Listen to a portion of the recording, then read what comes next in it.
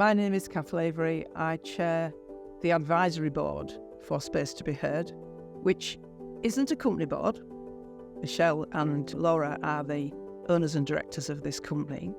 But what we are, there's only three of us, we are on a board that's been brought together to bring our CVs, our knowledge, our expertise in business and in the public sector, in health, into the company to give them some help and advice and help them grow the company. I've been working in health for a long time.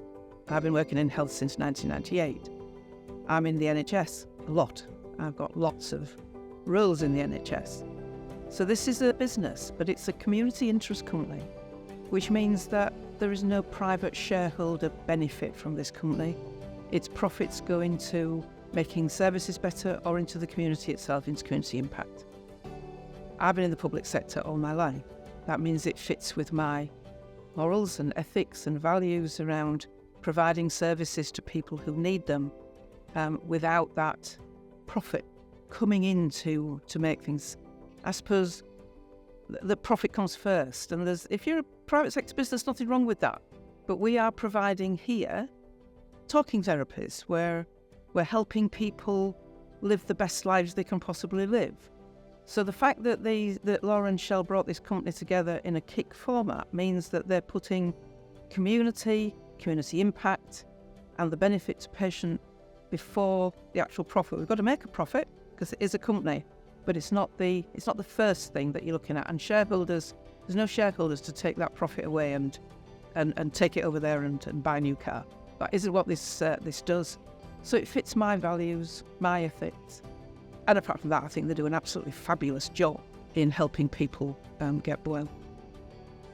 If you think you need talking therapy, it takes a lot for people to actually still accept that your mental wellness might be in a place where you need some help.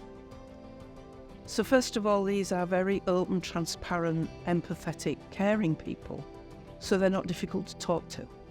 And quite a lot of the services they provide free because they're subcontracted to the public sector. So people get that impression that it's not about the money, it's about them. But more than anything, if you really want to talk to somebody as a counsellor, as a psychotherapist, you want somebody that you can relate to, don't you? You want somebody who is kind and empathetic but skilled in what they do. It's no good talking to somebody who hasn't got a clue what they're talking about. You need a clinician, and these two are clinicians. But they do it in a way that is relatable and open and transparent, where people can feel comfortable and where they're not embarrassed to be coming forward to seek the help that they need. I've been a chairman of various public sector bodies for a long time.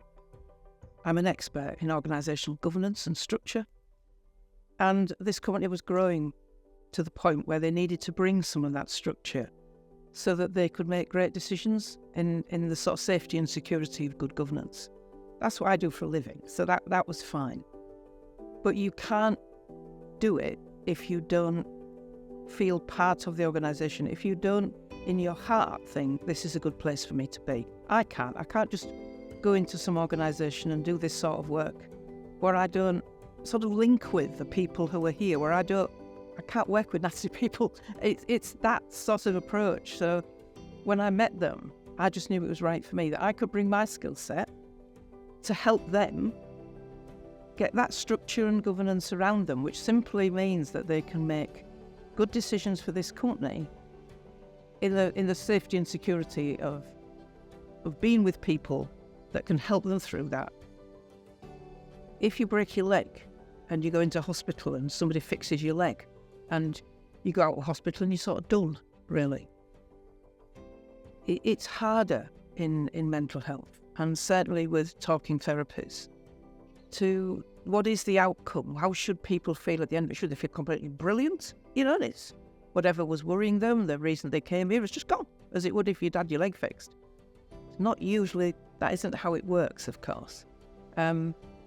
People may need to come back at some point. That's fine. But what people should have is an understanding of why they're feeling like they're feeling and how they've ended up feeling very stressed, very anxious, and ended up in talking therapies. Space to be Heard is a unique service because of the care it takes of its clients, the openness and transparency it has around its services. There's a lot of mystique around mental health, isn't there? You know, people really just don't understand it.